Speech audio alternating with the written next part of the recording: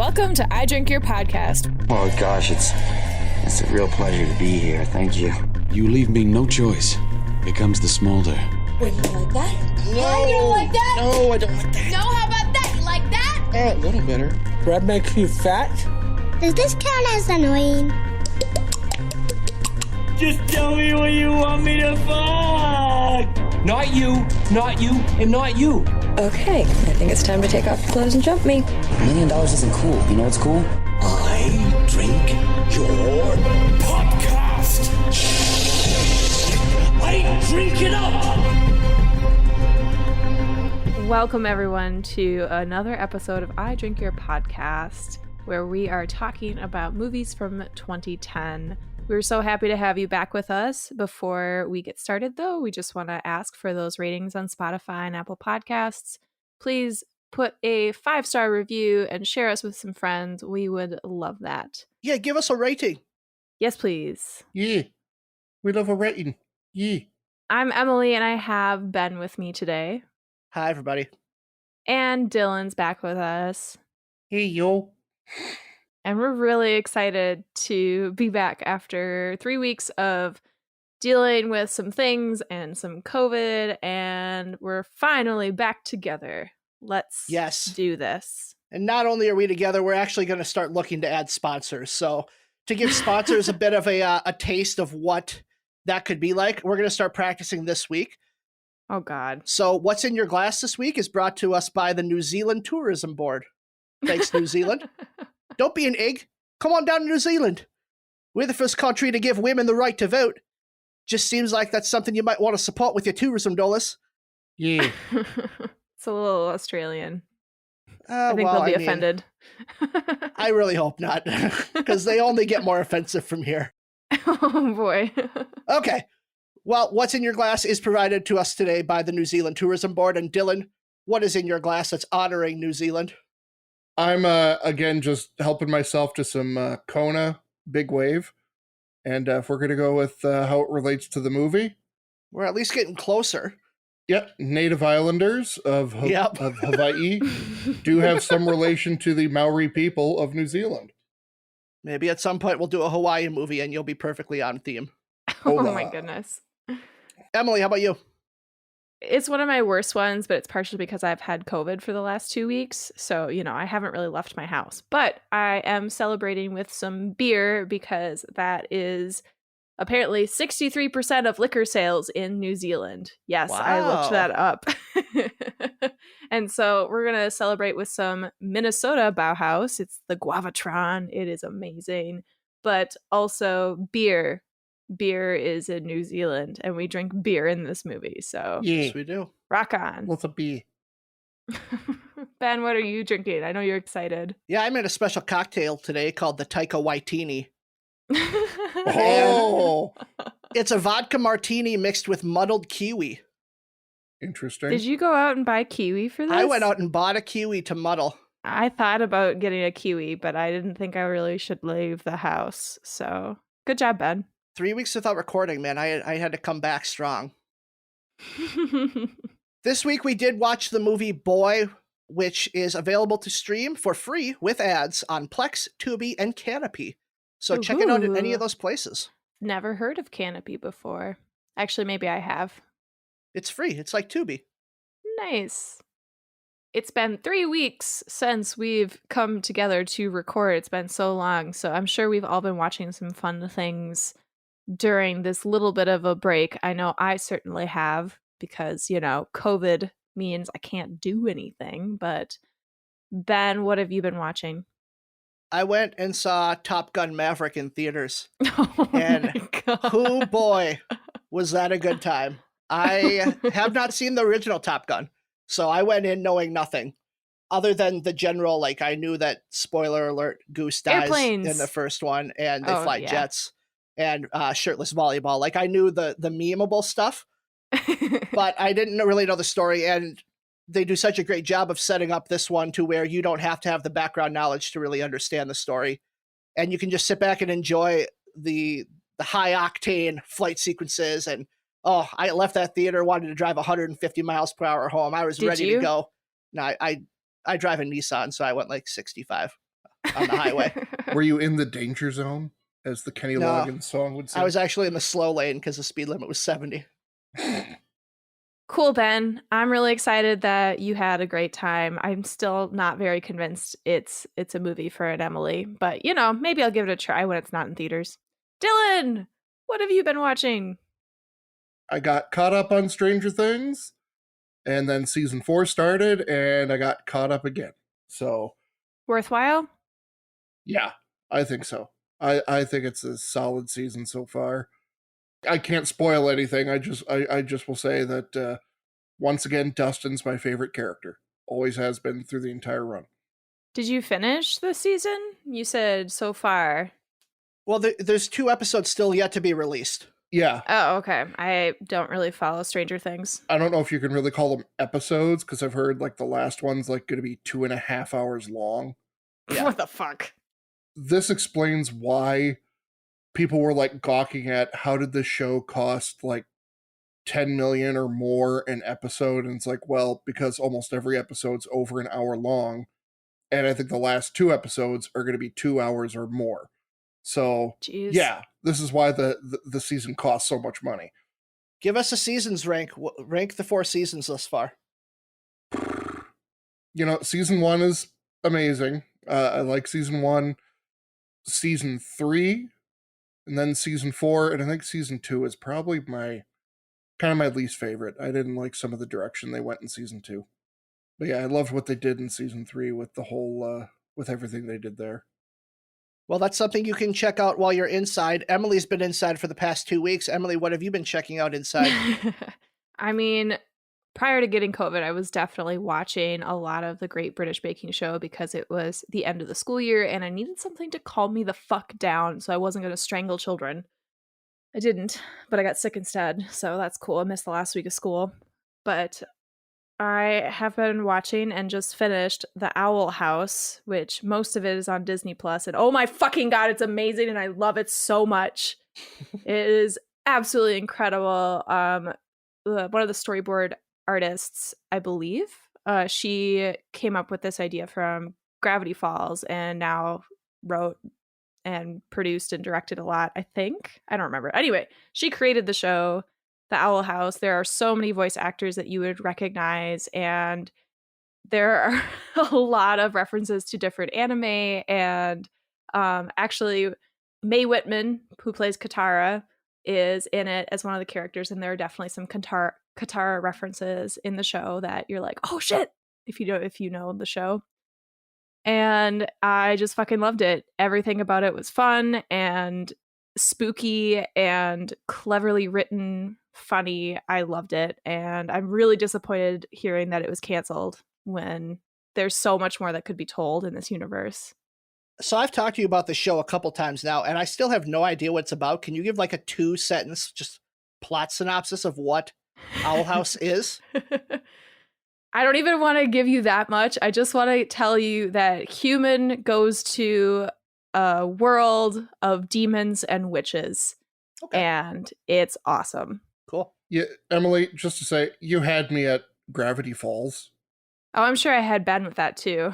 Yeah, I love that show. I was in after that. It was just, I'd like to know a little more about it than just like the behind the scenes stuff. Like, what am I going to see? What if I turn it on? So you're going to see so much fun. Cool. You're going to see stuff. We saw some stuff this week when we watched Boy, which is currently at 88% on Rotten Tomatoes. Won the Best International Film Award at AFI Fest in 2010, and as of 2018 is the highest grossing New Zealand film in New Zealand. It was based on a 2004 short film called Two Cars, One Night that was directed by our director, writer, and main star of this movie, Taika Waititi. He started in short films, making one in 2005 that eventually turned into What We Do in the Shadows. In 2007, he wrote and directed his first feature-length film, Eagle vs. Shark, which starred Jermaine Clement from Flight of the Conchords, which he also has a connection to because Taika directed 4 episodes of Flight of the Conchords. Also starring in this movie as the boy is James Rolston. James was just hanging around on set as an extra, and then 3 days before filming started, Taika Waititi realized the child he had originally cast wasn't working, so he offered the role to James, and James stepped in admirably. How embarrassing would that be of going up to a child and going, this isn't working out. I'm going to do this show or this movie with this better child that just randomly showed up. I think it's better than starting filming and then doing that, like they did I mean, true. to Eric Stoltz on Back to the Future. Mm-hmm.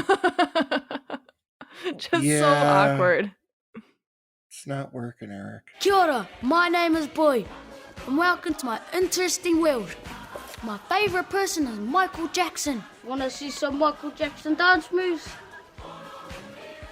My favourite subjects are art, social studies, I'll kick both your nuts off, and you'll have none. and Michael Jackson.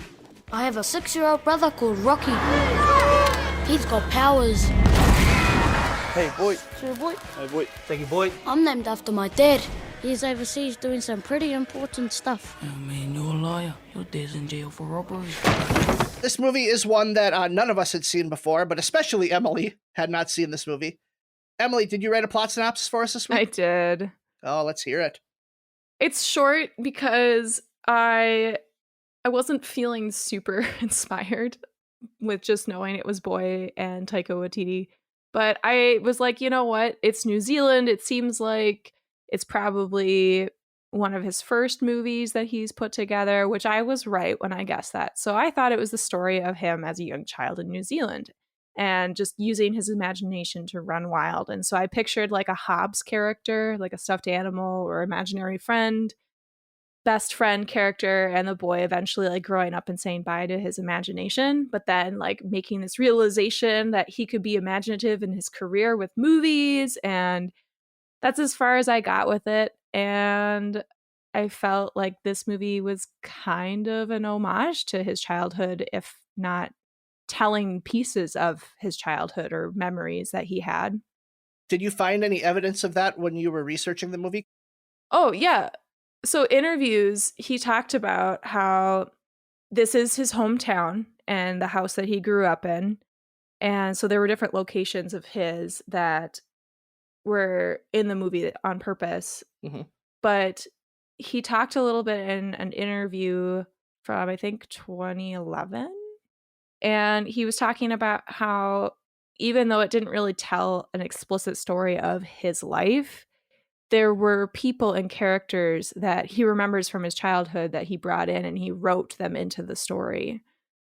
He didn't explicitly say who is what and what was who, but I thought that it's kind of obvious when you go to your hometown to shoot a movie, you're going to have some inspiration from your childhood. Absolutely. Well, let's hear about this movie. And while I couldn't find a DVD cover for this because this is a very small movie, I was able to find a plot summary on IMDb, and we're going to have Dylan read it off for us.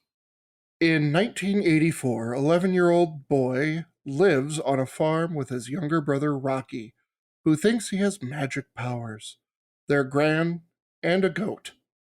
Shortly after Gran leaves for a week, Boy's father, Alameen, appears out of the blue. Having imagined a heroic version of his father during his absence, Boy comes face to face with the real version. An incompetent hoodlum who has returned to find a bag of money he buried years before. This is where the goat enters. What? There were a bunch of different plot synopses. This was the one that I thought was most fun. I think it does capture the essence of what this movie is. Because you're right. I think this movie is fun. And it has a lot of lightheartedness. It has some drama. It has some realness that I wasn't quite expecting. But I think that's kind of what Taika does in his movies. He capitalizes on the humor and the comedy of real life, but also doesn't shy away from the drama of real life either. And I was super excited to watch this movie because I knew my sister was obsessed with it. That's all I knew about it. Yeah, in watching this one, I couldn't help but be reminded of Jojo Rabbit. Bingo. Down to the hero worship and the coming to terms with your hero not being a hero. And it was just very similar in both tone and theme, except Jojo had this more like polished look and polished comedic voice yes. than this movie did. this really feels like the beginning seeds to what Jojo Rabbit became 8 years later. Mm-hmm. Yeah, great minds think alike on this one there, Ben. I totally agree. When I first started watching this, I just was like, oh yeah, this just like the dream sequences made me think of Jojo Rabbit right off the bat. And yeah, it was pretty spot on. And I also agree with Emily, what she's saying, that Taika Waititi is really good at finding the happiness within darkness. You know, like look at Jojo Rabbit. That, you know, how do you make a movie about a Nazi youth boy and make it humorous and funny? And somehow he did, without making it like horribly offensive or demeaning, really. So, and he did a fantastic job at that. And I would agree with this one too. He did a really good job here. I don't know if there's anything that it specifically reminded me of, but it definitely had this heart and warmth that reminded me of my own childhood. You know, just watching the kids play with each other and be dipshits together and go off, and the adults aren't around at first. It made me think of like my own troop of friends where we would build forts together and we would do dumb shit together. And it brought a sense of innocence, yet it was stronger than that, because none of these kids really had the innocence that I had growing up in Duluth, Minnesota. You know, they had a lot more stuff going on, obviously, like boy who loses his mother to childbirth and doesn't have his father and is taking care of all these kids. You know, there's just so much more there packed in, but it still gave me this really great feeling in my heart, just seeing these kids interact with each other. And I think the movie does a good job of starting us off with boy's imagination, instead of dropping us into this world of kind of like difficulties with, you know, living with your grand and having 5 or 6 children living with you, and clearly being like suffering through poverty. But starting us off with like this idealized version of his father, through this montage where we learn about boy and we learn about the things that he likes. And then even starting off in the schoolyard and seeing the way he interacts with other children, we're seeing that this is a child through and through still, and he's doing childish things. It sets up his arc so well to where we end up at the end, where he's kind of accepted, you know, the people I look up to may not be worth looking up to. Speaking of childish things, just the interactions he has trying to woo Chardonnay with Michael Jackson moves, man. I saw him do this on the Grammys. Those are the kind of stupid things that kids do. They're like egging each other on and being stupid together and throwing mud on cows because that's what they do. And I found it so charming and witty, but at the same time, very down to earth. I tell the girls I'm scared of underwear, so then they show me their underwear to get me to go away. Right. There's so many great pieces of that. Ben, I swear you probably did that when you were a kid, right? I was afraid of other things that I got to see. Oh, God. Okay.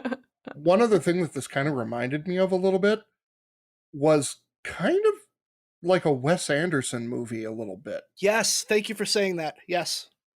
Moonrise Kingdom.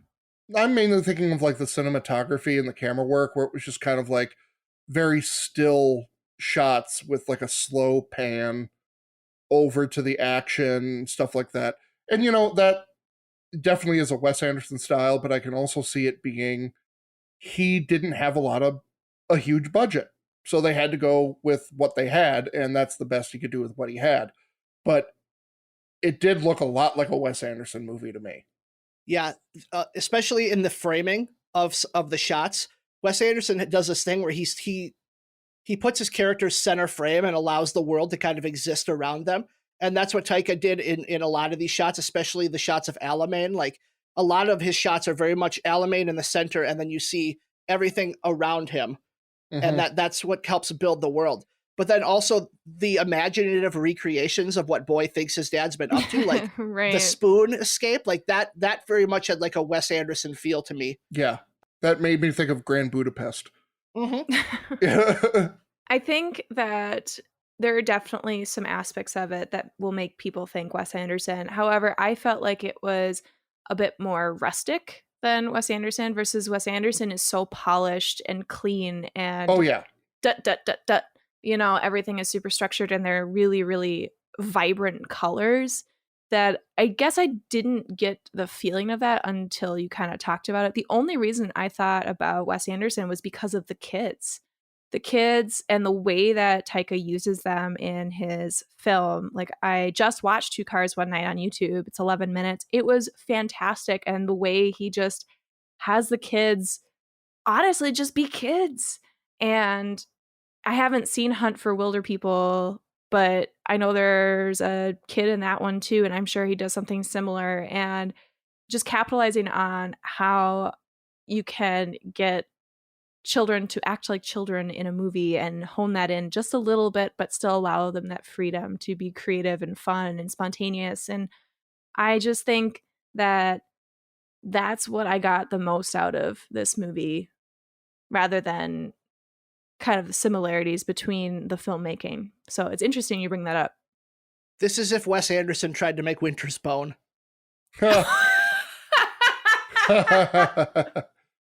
My God. I agree with what Emily's saying. I think Taika Waititi is very good with, he must be really good at working with kids. Which also, again, name drop, another director very similar to that would be like Steven Spielberg, who's also very good at working with kids. And, look at E.T. That's another one where it looks like kids being kids, but it's just done really, really well. And I think that shows that he as a director knows how to talk to kids and be around them, and knows how to direct them to get the best performance out of them. Absolutely. And I think just speaking a little bit deeper into just the world these children are living in, you bring up E.T., that was a very suburban-y, happy white family that had all the money and everything. Versus in New Zealand with the Maori culture, I think that's how you say it. Yep. There's a lot of similarities to the indigenous people in the United States, where a lot of them are living in poverty because of just the awful treatment of how the U.S. government has treated Native peoples in the U.S. and all over, the entire world. And so just seeing the families living in poverty, struggling with gangs and drug use, and the kids are still incredibly happy and just living their life, but there is definitely this ominous reality in front of them that they all understand and recognize. But I think that Taika does such a great job of bringing in that reality for the audience to see and to not like struggle with, but at least know what's going on in the world and understand that not everything is this perfect little picture of suburban life. Let's get into the good, bad, and the weird. And this week it's brought to us by the New Zealand Tourism Board. Again? Yeah, New Zealand. Come for the Lord of the Rings. Stay for the Lord of the Rings. Honestly, I probably would love to stay in New Zealand. Guess what, Emily? I've been there. Booyah. Well, that does lead into my winning this week, because my winning is the country of New Zealand. Oh. I do think that this movie does a great job of capturing the culture and the beauty of the country. And it does so in this really like lovingly way that shows that Taika has like a great respect for where he came from and wants to portray it in a positive light. From the schoolhouse, the farm, the home he grew up in, all these great location choices that allow this simple story, the space for like authenticity and genuine emotion. I just thought it was very well made, and kudos to the location scout and Taika for choosing to put it in this location. Yeah, absolutely. I think some of those shots would not have worked if it had been any other location, and the story obviously would not have worked if it had been anywhere else but his hometown. And maybe someone might argue that it could, but just because there's such a focus on this family and just kind of where they came from, that I don't think it would have had the same sort of tone. And I think also that New Zealand itself got a lot of recognition. You know, this kind of came out of New Zealand and really put it on the map besides Lord of the Rings. Like there's other stuff besides Lord of the Rings. But really, it's Lord of the Rings, Flight of the Conchords, and Taika Waititi. Like that's right, New Zealand, right? For me, I would say the winner is Taika Waititi. For me, not necessarily as a director, but I thought his performance as an actor was fantastic. I really thought the story was kind of dragging a bit, but then once the father came into it, I was like, okay, now it seems like he was kind of the grease on the wheel to get the train moving a little bit faster, because you kind of see his entire a great emotional arc. Like when he first comes in, he's this brash, big talking, I'm a big man, and then at the very end, he's on his knees being, spoilers, being slapped by his own son like a little bitch. And his dad can't do anything about, like, and the weirdest thing is, it's like, you're a man, you could punch this kid, or slap him around, but nope, he has like no power at that point, none. And it's pretty amazing how you see him go from this big talking man to a shriveled up little man being slapped around. I can't argue with Taika Waititi not being a comedic genius and a brilliant actor in this. I think he did do a fantastic job. But to say that the story and the writing was dragging when there was like maybe 5-10 minutes without the dad, and then suddenly we have the dad, I just think that I'm going to push back on you a little bit on that, Dylan, because part of that, my winning, is the story and the writing.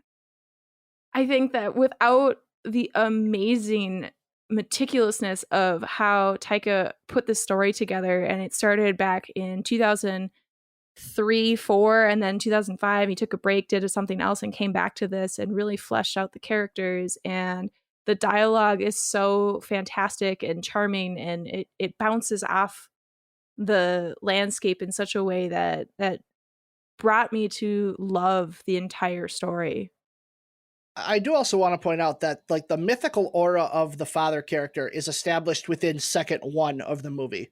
Mm-hmm. That initial story about the dad like builds, like it's only 10 minutes till we actually meet Taika Waititi's father character. But by that point, we already have this built up image of him to where he's clearly the driving force. And I wouldn't say it dragged in that first 10 minutes. It was establishing setting. It was establishing the boy character, because it had already established the father character, so that once he stepped in and we saw, wait, this scumbag is the hero that this kid was talking about, it hits so much harder in that moment. And especially when you're seeing Boy taking care of his cousins and his brother, and it was so hard to watch such a small child taking care of other very small children. I don't know if any of you felt that way too, but just seeing this very small 11-year-old boy take care of an entire family of these tiny little kids that look like they just started walking, that was so heartbreaking to see that. Serving them crab. I know. That was amazing. I mean, they live on the ocean, so maybe it's not that amazing. Well, maybe. Yeah, Ben. Now, let me just put in reference with everything. While I was watching the movie, I was having to prepare dinner for both of my kids. So perhaps I felt it, while I was paying attention, listening, I felt it dragged a little bit, because also my attention was on, making dinner and getting that ready for my kids. Did you serve them Oscar Mayer hot dogs, the crab of Minnesota? No. Another sponsor we're trying to get. Or Pancakes, Spam, baby. So I guess Spam would be the crab of Minnesota. I do have a Hormel connection. Maybe we can get that. Oh, yeah. But honestly, this entire movie, there are so many fantastic moments, aren't there? I mean, I loved the fantastical parts of the story. Ben, you were talking about how the dad's introduction with the prison and the spoons, but also you have that dance fight with the two gangs in the middle, and it just feels very West Side Story, but not, because it's also making fun of things, and then it breaks out into a real fight that you don't actually see. The drawing animations of different moments, especially with Rocky and his magical with powers. Rocky's magical powers. And they're like flipbook-esque, but not quite, you know. It just is so fun, and ending with the thriller haka, fucking incredible. Pause on that. Let's talk about that later. That end credit thing. Let's talk about that later, because that's, yeah. Okay, well, I think he's going to poo-poo it later. But I do want to talk about the most magical moment of this movie, and it's the tracking shot of Rocky rolling up to his dad on skates with the sparkler. Yes. Yes. That shot is so gorgeous, and how fluid it is with him just like gliding up to him. It's like, Yeah. I truly thought Rocky had magical powers in that moment. Like, it felt magical. Mm-hmm. Well, all of his magical moments, I was really hoping that they would reveal he's actually magic, because he would go, "Oh, I made my dad fall over," or whatever. And I think that moment made me still question if he didn't, or that he did. You know, I was like, "Oh, he still might have magic powers." Who of us has not tried to magically will a car that cut them off the road? Little bit. Another thing I love about this movie is the runtime. Oh, Yes. absolutely. Oh my God. Hour 27 minutes. Boom. Done. Perfect. It got in, it got out, it told its story, and it did not overstay its welcome. I love that the movie had that much confidence in itself to not try to tack on a bunch of extra stuff. And I think that comes down to a lot of the editing. Just reading a little bit about the movie, they filmed a lot more than this. I mean, you always do. But Taika kind of evolved the story and evolved things as they went and cut it down. There's a lot that is excluded from the movie, and I think that was a good choice, honestly. I don't know what you would need. And maybe it would be fun to have another little fantastical adventure, but it was such a great runtime. Now I would like to, I will say I did not poo-poo that end credit scene. That was my, actually, like, honestly, that was like my favorite part of the whole movie. Not because it was the end. I thought it was so brilliantly done, because not only did it mixed the fantasy and the reality together in kind of a, maybe almost like a fourth wall breaking type moment, where this was Taika Waititi showing his love and affection towards the Maori people, mm-hmm. and his nationality of who he is and where he comes from. Like I said before, I did go when I was much younger in grade school. I did go to Australia and New Zealand, and we actually got to stay a night on a Maori. I don't know if it was a reservation or if it was just like a landmark type thing, and they did like do a performance of like a battle, like before battle Haka? Yeah, Haka. And loved it. It still sticks in my memory to this day. And it was so awesome seeing that with the mixture of them doing the thriller dance. And also I loved seeing the camera going on Rocky, and you can tell this kid is like trying his best to do these dance moves, but he just can't. He can't get them all, but he's trying so hard, and he's doing so good trying. But no, yeah, that was like my favorite part of the movie, because I just was like, how Emily was talking about, he has such love and reverence for where he comes from. I thought this was a great encapsulation of that. And also bringing in the childhood fantasy of, my dad's going to take me to see Michael Jackson. It's like here he's kind of living out his fantasy and showing his respect. Absolutely one of my favorite moments too. I think it's such a celebration, not only for the cast to finalize the entire product that they put together. And I love that with casts when they get to have a moment like that. I think Ben, whatever the game plan's ending was that made you cry. Yeah. It just was so delightful and silly, but also got me more interested in learning about the history and culture of New Zealand and its native people. So just beautiful. I almost wonder if that was like a last minute thing that they came up with for the end of the movie. Just because how everybody was like, I only say that because with the dancing, you can tell not everybody was in total like lockstep, like they didn't rehearse it. I mean, they're kids. A lot. Well, no, even like some of the adults in the scene, you could tell were kind of like having a hard time with some of it. So it makes me think maybe like they were filming it and Taika came up with the idea. I wonder if that was just something mid-filming. He was like, I know how we're going to end this. And we're going to end it on a great note. And this is what we're going to do. Possibly. I know that in the interview that I watched, he talked about how one of his friends came up with choreography and the kids would just practice it on set for a couple days and then they did it. So okay, I don't know. But that's great. I love that kind of spontaneous filmmaking from directors when they think of something and they are so stuck with what they want to do that they will fight tooth and nail to do it, you know, because they just know it'll pay off. Well, and beyond that, I think Taika Waititi is such a great improvisational director. Mhm. And we see it in What We Do in the Shadows, especially, where he just kind of allows scenes to go where they go. But I also think that that's why he works so well with children, is because he's a listener. And I remember the story of him being on the set of Thor Ragnarok, and a Make-A-Wish kid was there, and he's like, the kid's like, I think Thor should say, I know Hulk, he's that friend from work.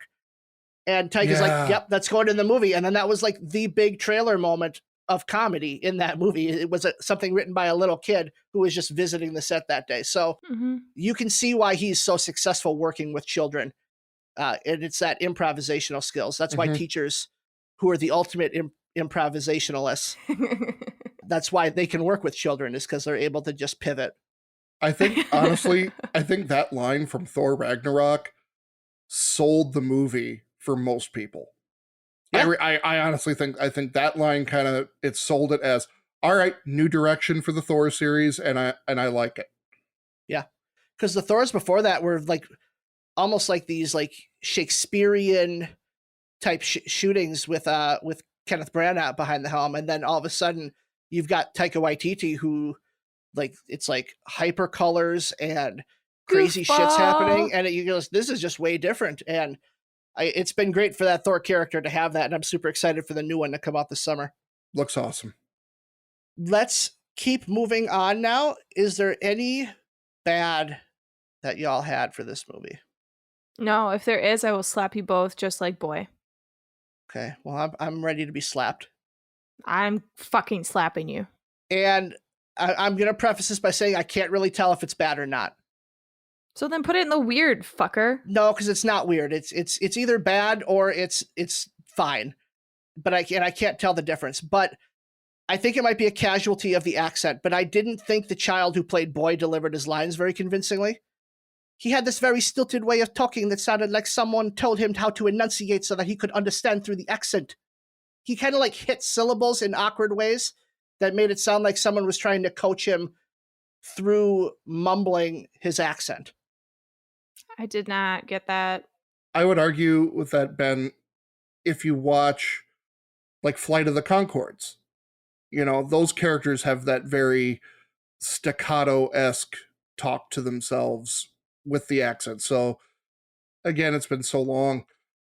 I'm not going to say, oh yeah, since I've been to New Zealand, that's how they all talk. Because that's not, you know, I can't remember that. But I think from other New Zealanders that I've heard speak, some of them do have that like very, like I said, like a staccato type speech.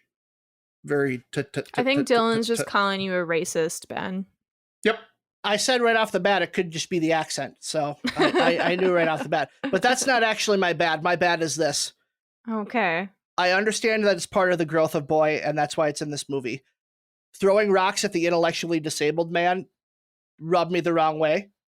And I don't like disabled people being used as props to aid the growth of abled people in movies. So that's just a personal thing because of my experience with that community. But I did not like the role that man played in this movie. I felt like he was kind of used to just move along the story of other people instead of having his own plot point. Really?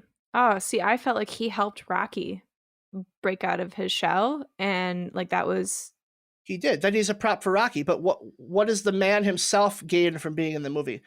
What do we learn about that man other than he's disabled and is helping able-bodied people come to realizations or growth? And honestly, did we know for a fact that he was disabled? I mean, the kids called him that. Well, no, they just called him a creep. They said, oh, there's that creepy guy. I think they said something with his mental something or other. I just always remember them calling him there's that creepy guy again. There's that creepy guy. I see your point, Ben. I think that it probably could have been handled better, but I'm not trying to say like it was 2010, therefore we need to excuse it. But there is a point to understanding that it was 2010 and we were really, really awful and still pretty awful to this day. We're just getting woke now. So not trying to defend it, but also just keeping that in mind. Mm-hmm. So I wouldn't say it's bad, more of like a realization later of probably should have handled this better. And I'm definitely nitpicking because there's so little to not like about this movie. Like I literally had to like dig for things that I'm like, oh, this kind of rubbed me the wrong way, or this felt a little off to me. This movie is phenomenal. And I don't think there's any like valid criticisms that you can make towards it that would hold up. Well, I have one criticism. Is it a weird criticism or a bad criticism? It's a weird criticism. Okay. I caught this and I texted Ben about it. The headstone for his mom said she was born in 1955 and died in 1977. Please tell me, as a math teacher, I'm correct in that she died at 22 years old. That's correct. That means 11-year-old boy was born when she was 11. And now I'm not saying that that's impossible, but also that is fucking weird that they made a headstone for her. 11-year-old boy is 1984. He's 11. Uh-huh. So then 1973, 1955 to 1973 would be 18 years old. Okay, well, either way, whatever. But it just seems super weird to me. I guess she didn't just die. It is, especially when you think about Rocky Rocky being his younger brother also, like. Right, they're 5 years apart, right? And so that just like was weird. It was just weird. Because initially I thought their mom had just died, but you're right. Later, they reveal that she died in childbirth. You know what's actually weird is Grandma just leaving all those young children unsupervised for a week. Okay, yeah. That is not that weird for 1984 in the middle of New Zealand. Oh, you would know. The aunt Emily was around. I didn't realize you grew up in New Zealand in 1984. Didn't you know? Jeez. Dylan was there in 1984. How old do you think I am? Dylan spent 2 weeks in New Zealand by himself in 1984. Yeah, when I was fucking 2. Honestly, it didn't bother me. I don't know why, but it didn't. Maybe it's just because I have a 10-year-old at home and I can't even leave her by herself for a couple hours. Okay, well, that's because Ellie's a fucking weirdo. It can't be home alone. I'm sorry, Ben, but I was home alone all the time when I was like 8. So. And it shows. I don't even know what that means. No, well, I could say, well, I was too. So you can see it shows on me. So. Mm-hmm. And we are going to put a cork in this thing. And we are going to start with Emily. Emily, give us your final thoughts on Boy. This is something that I will probably revisit very often. This will definitely go in my rotation of comforting movies. Nice. And probably my favorite one we've ever done. One of my favorites for sure that we've ever done on this show. Awesome. Dylan? Yeah, initially I didn't really know what to think or feel about this movie. I thought that was kind of one of those. This was kind of one of those movies because it is kind of dark but happy at the same time. But now that we've had more time to discuss it, yeah, this is a fantastic movie. It's really good. I will have to eventually go back and watch it again. And everybody take a shot. I'm going to tell my mom to watch this one. Yeah. That she should check this one out. And of course, she won't listen to me and not watch it. So, you know. Oh. I know. She does that for all the stuff I suggest to her. She thinks, whatever. It's whimsical but grounded. It's a quick-paced watch. Like, it's only an hour and 30 minutes. It's not going to take up much of your day. and you get to just kind of enjoy the beauty that is New Zealand, both the culture and the landscape, and enjoy this little gem of a movie. I'm glad we watched this one. I'm glad we found this one. Yeah, it was good. What's your favorite idea? Mine is being creative. How do you get the idea? I just try to think creatively. Here we go. Twits Light, number 1. Give me a song/music video combo that you want Taika Waititi to create a haka for. An homage to... I want him to do a haka for, and this is because I've been watching Everything Everywhere All at Once recently, and I saw that the Daniels also directed the Turn Down for What music video. So I want Taika Waititi to do Turn Down for What music video. And brilliant. Mix it with a haka. So that's what I want to see. Yeah, I'm going to go the music video route as well. I would love to see Taika Waititi redo Fatboy Slim's Weapon of Choice. Yes. Nice. That was my first thought too. And let's keep Christopher Walken in there, man, because I want to see him 100%. do the whole thing. He's not Christopher Walken in that one. He's Christopher Danson. Okay. But yeah, that was 100% my first thought. Yeah, that would be pretty fun. It's a great to choice. watch. Great choice. I could see him doing something really fun with Lonely Island. I think that would be really fun. I have no idea what, but I think that would be super silly. Oh, I know. Would have been a perfect thing for that movie Pop Star. Yeah, we brought in a guy to do choreography for your stage show, and it's that. And it's just this like, what the fuck? All right, number 2. What important thing did a goat eat that got you in trouble? My wife's diaphragm. Oh my god, what? Jesus. What? That's how Ellie ended up here. Yeah. I can't even comprehend this. Where did this come out of your brain? I don't know. I was staring at my Harry Potter Legos. I don't know where it came from. With you? I don't know. That makes it even weirder. Got me in a lot of trouble though, so.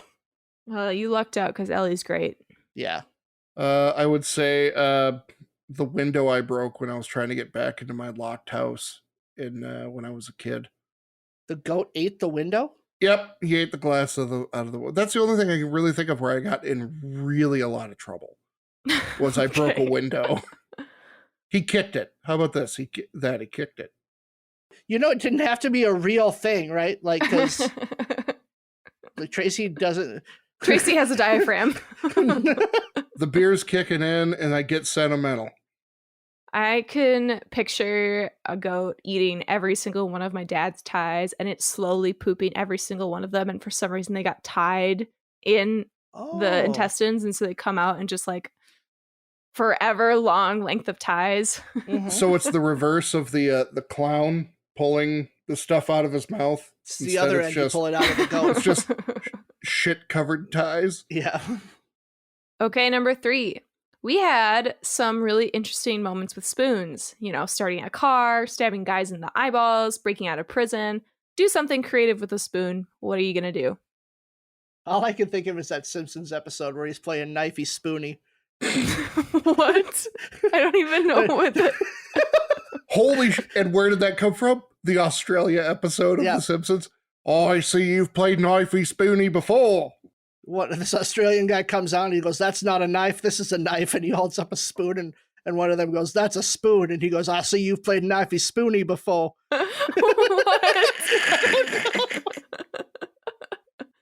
Okay, well that doesn't count, but it's very funny. Trying to do an ice sculpture with just a spoon. What would you make though? A spoon.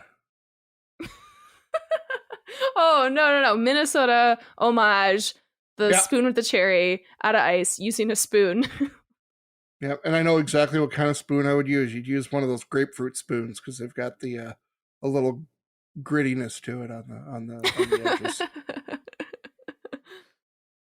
I know we've talked about doing things to our children to make them think that the world does not operate the way that it does for everyone else. Oh, no. So I think I would feed my new child with my foot and a spoon for like the first 6 years of their life, so that they thought that that's how you had to feed a child, is with your foot. So that then when they became an adult, that they would try to feed their baby with a spoon in their foot. Your child would need to be fed for 6 years to really hammer home the point. So up to kindergarten. Yeah, I love it. I mean, they wouldn't have to, but like any time that it was like, here comes the airplane, it would be a foot piloted airplane. Don't you hate feet? Yeah, but I'm not the one eating it. And then the best part is first day of school, watching your kid take off his or her shoes and start eating at in the cafeteria as every child stares at him in wonderment. You know, Ben, if you did have another kid, I feel like Ellie would really be on board with this. She would super help you. She would definitely help me. Yeah, no doubt about that. Now let's all agree to never be creative again. Let's jump into this week's game, and this week's game is brought to us by the New Zealand Tourism Board. Hey, thanks, New Zealand. New Zealand, the Canada of Australia. What's better than the United States? I love it. That's gonna piss a lot of them off. Will it? Shit, I told you they were escalating. Yeah, they don't like being compared. Well, Dylan and Emily, I need you each to grab a sheet of paper and a pencil. Ugh, so much work. And this game is called One-Uppers. What the fuck? Dylan and Emily, you both have parents who are pretty awesome. Some might even say heroes. In this game, much like how Boy imagined the fantastical exploits of his father, I want you to go back and forth telling us something amazing that your parents did. Dylan will tell us about his mom, and Emily will tell us about her dad. And I want to emphasize this. These do not have to be rooted in any truth at all, just like Boy's. These are just fantastical exploits of your parents. The goal is to create the most fantastical parent that you can. You'll each get to share with us 3 facts about your parent, and then I'll decide who the shogun and parent leader of our gang gets to be. So I'm going to give you each a minute to brainstorm some quick ideas. Brainstorming starts now. And while you two are brainstorming, I just want to thank all of our listeners for tuning in this week. Thank you for your continued support. We do appreciate you greatly. Please like, rate, subscribe, share us with a friend or two. And you can follow us on social media at idrinkyourpodcast at gmail.com. That's our email. Or you can follow us on Twitter and Instagram at IDYP_podcast.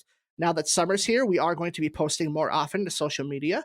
We did take a bit of a school-related hiatus from that, so we're going to get back into that game. And next week, we'll be watching The Good, the Bad, and the Weird, which is the inspiration for our segment in the show where we talk about the things that we like, don't like, or just found kind of weird about the movies that we watched. And The Good, the Bad, and the Weird is a Korean Western comedy. And we're going to have on our biggest Western fan of the podcast, which is Brandon, joining us next week. So please check that out. Okay, that was a minute. So we're going to have Dylan and Emily. We're going to start with Emily. Emily, give us your first fantastical fact about your dad. My father broke many nuns' rulers and yardsticks because his head was so hard. Wow. Well, my mother performed, my mother was a dialysis nurse, and she did dialysis on a patient while flying a helicopter. Oh, wow. A real one? Not just like a toy one? No, yeah, one of those like huge. You know who's not impressed by that? Wesley. He should be. Wesley could do that. He should be. Dialysis is a pretty intense No, he knows. Well, Dylan, my dad once put a rubber glove on his head like a chicken and did a belly flap in the middle of Lake Superior for the polar plunge. That's 100% real, isn't it? Both of the things I've said are real. Wow. Oh, shit. Well, my mother in the 1970s partied hard with Elton John and Queen for 6 whole months. Wow. That is impressive. Man, I hope she banged them a lot. Knowing Elton John and Queen, I don't think she did. There was a lot of experimenting going on, Ben, back then. That's Come true. on. Yeah. She was one of the pile. Dylan, my dad once wore a woman's swimsuit all the way up to swim a backstroke relay where all of his wonderfulness, I guess, was on display, which then inspired my future husband, who was in 8th grade, to wear a woman's swimsuit and pass on the tradition at the Hamlin University swim team. I love the story. I'm creeped out by calling your dad's junk wonderfulness. I don't know how else to talk about my dad's junk. I'm sorry. I'm drunk. Dad, don't listen to this episode. I should have said glory. That was the word I was trying to come up with. It was his glory. I hid and I did not look at anything because I was horrified. I was in 7th grade. Yeah, it's okay, Bill. Your wonderfulness is appreciated. Shut the fuck up. One up that. I'll one up it.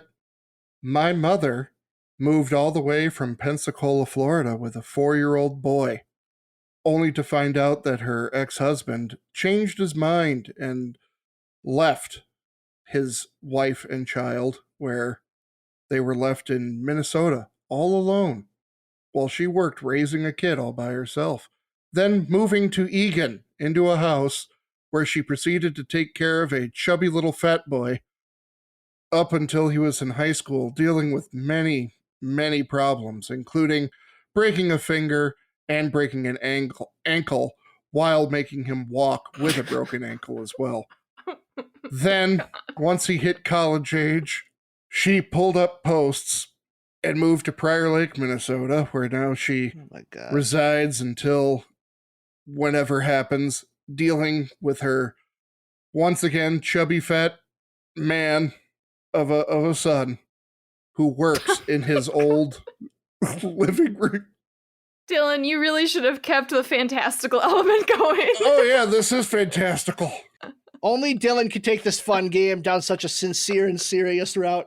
God damn it. I mean, you both win because both your parents are awesome. And they can be the leader of our gangs and our shoguns. I probably should have just answered that my dad taught karate and probably was a shogun at some point. Oh, yeah. Did he wear awesome American flag pants while doing that? No, definitely not. But yes, every single one of those stories were true. I think Dylan's were too. Yep. Especially the helicopter one. Oh, yeah, totes. I believe it. Totes. Especially sex with Elton John and Freddie Mercury. Yeah. Dylan, before we go, please, in your better New Zealand accent, end the episode by saying, I drink your podcast, I drink it up. Hey, Britt. I drink your podcast. I drink it all up. Okay, bye, everyone. Bye everybody. Thanks.